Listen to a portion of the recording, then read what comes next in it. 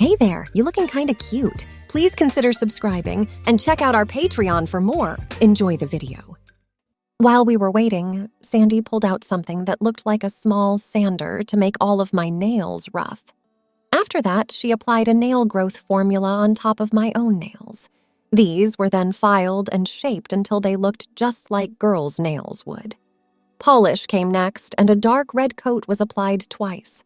After this, a clear top coat gave my new nails a beautiful shine. Sandy told me to be still while I wiggled my fingers and looked at them. I needed to be careful now because I wasn't used to the extra length. I obeyed, after which she pulled out a perm rod to check the curl. She was pleased as she led me back to the sink and the perm rod was put back in and locked in place. The water was warm and it was rinsed off with water, and then another clear liquid was squirted on each rod.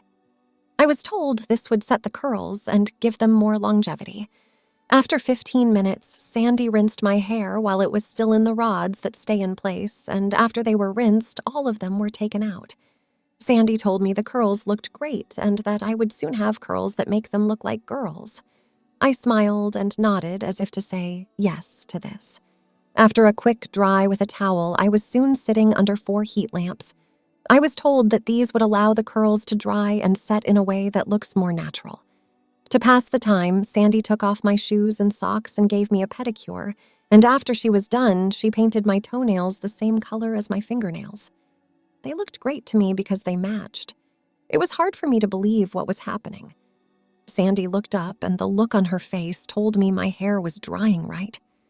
She showed me a mirror, and I could see the curls falling out in ringlets around my face. I told Sandy this was so cool and that having the whole Molly would be an experience I'd never forget. Sandy frowned at what I said as she took the heat lamps away. She told me that I would be as much of a woman as she had promised by the time she was done tonight, with one small difference. I was now taking a break from her work. Sandy applied something pink to my face, and it almost burned because it had to stay on my skin for 10 minutes. As time passed, the timer went off. The burning sensation went away, and Sandy used a hot cloth to remove the paste that was on my face. Looking in the mirror, I couldn't see any facial hair at all. It wasn't like last week when I could make out the shape of a beard. This makeup that Sandy put on my lips was applied 3 times this week. My lips tingled again, but this time it was much stronger. Sandy also used wax to change the shape of my eyebrows, brushed it on, and then pressed a cloth over the waxed area and quickly pulled it off. This was repeated, and when she was done, both of my brows were arched, looking very girly and thin. I thought it looked so good. I washed off the pink hair remover from my front side and was now ready for a new waist. Sandy used a Victorian corset and she wrapped it around my middle. I had to hold the top while she tied the back, and when she was done, Sandy tightened the laces and my waist was reduced to 30 inches. It was hard to catch my breath at first, but I quickly learned how to breathe while wearing this corset.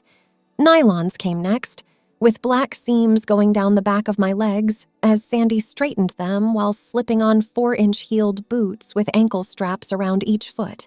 I had to walk with Sandy, who helped me get used to these.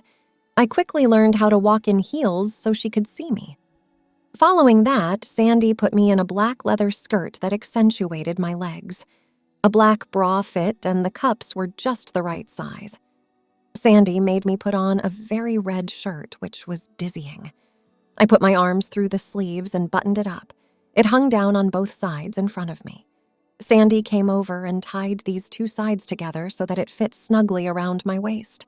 She opened the top 2 buttons to show some of my new cleavage. Now that I was dressed, I looked at myself in the mirror. I was definitely a woman, and the way my hair fell in sausage curls around my face made me look good. Even though I hadn't put on makeup yet, my lips stood out because they looked full and plump. I lost my train of thought because I was so fascinated by the new me. Sandy called me over to her desk. As I sat down for her, she started to rub a cool, pleasant-smelling cream all over my face.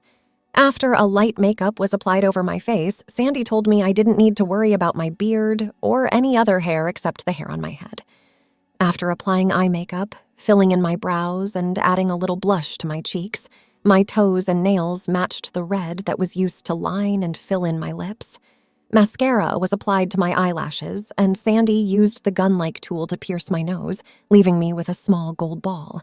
Now, fully changed, I got up and walked over to the full-length mirror. I was shocked to see that I looked like a lady, and a pretty one at that. I could feel myself slowly getting used to liking being fully dressed like this. When I turned to tell Sandy how I felt, she put her finger over my mouth while I spoke. So it looked like one more change was needed. She held up a sprayer that was full of clear liquid and asked me to open my mouth wide. When I did, she sprayed a mist into it. I had a small pain in my throat that didn't last long. When Sandy asked me to say "I'm Molly" out loud, my voice sounded like a woman's. I thought for a moment that someone else had said that, but quickly realized it was me. I loved it as I smiled at Sandy. Sandy let me enjoy my new self for a while before telling me she had great plans for us. She explained how wonderful it would be if I went to beauty school and became a stylist like her. Sandy suggested that after that, we could work together to make women look beautiful, open our own studio, and be partners. I was taken aback when I agreed with her without a second thought. Questions raced through my mind. What about the old me? What will people think when Brian doesn't return to school? What will my parents think? Realizing the magnitude of the change made me feel apprehensive because I would have to leave my old life behind and start anew as Molly. Could I really do this? I wondered. As I gazed at the new me, my emotions were mixed. It felt amazing to see this version of myself, yet the thought of abandoning my old life saddened me. But then again, it was my life.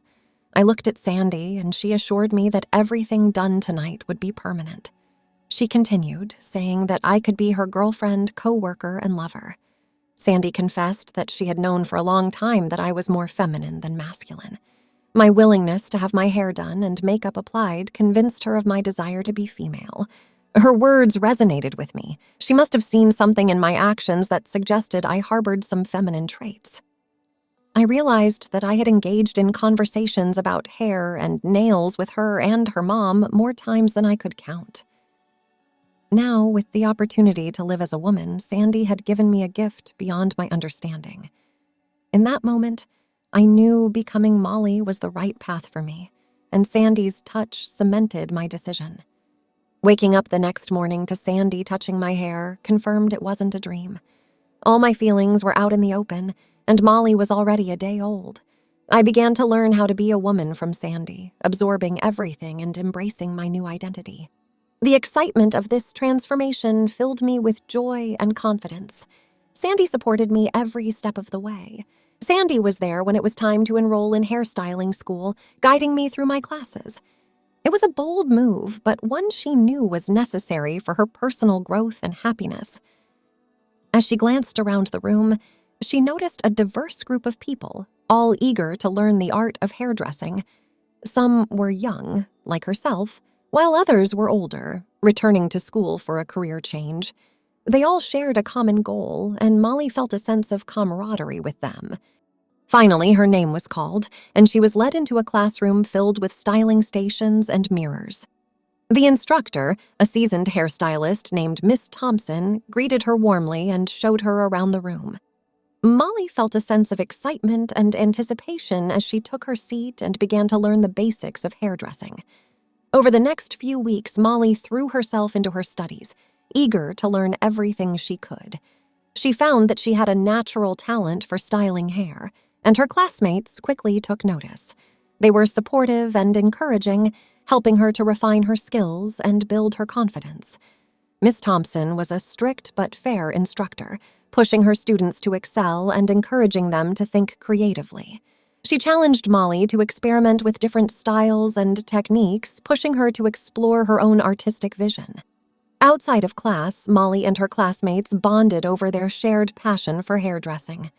They would often stay late, practicing on each other and exchanging tips and tricks.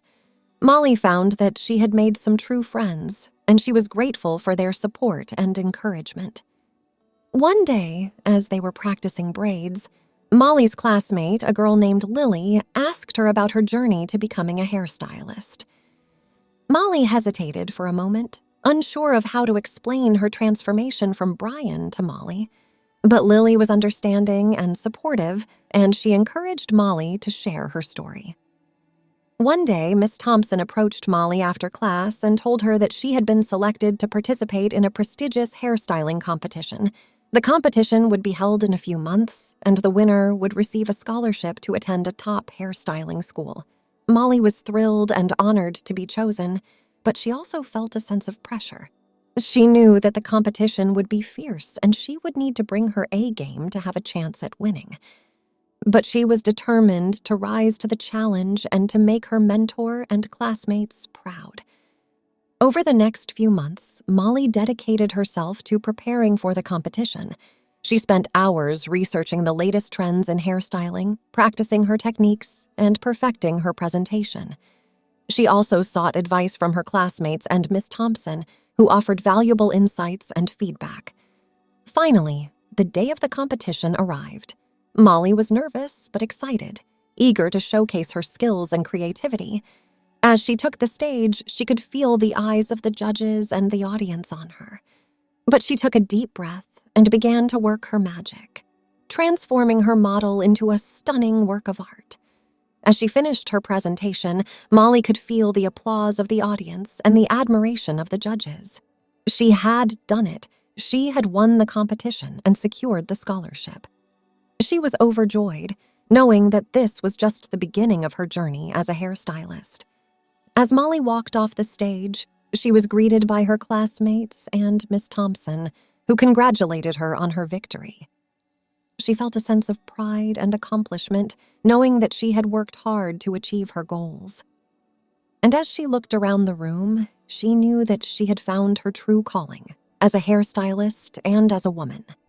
From that day forward, Molly continued to excel in her studies, determined to build a successful career in hairstyling. After all this time, Molly, finally graduated. I worked part-time for Sandy's mom until Sandy and I opened our own salon. The initial months were challenging as we learned how to make our clients feel special, but soon everything fell into place. Sandy held my hand on the day I would lose the last remnants of my male self.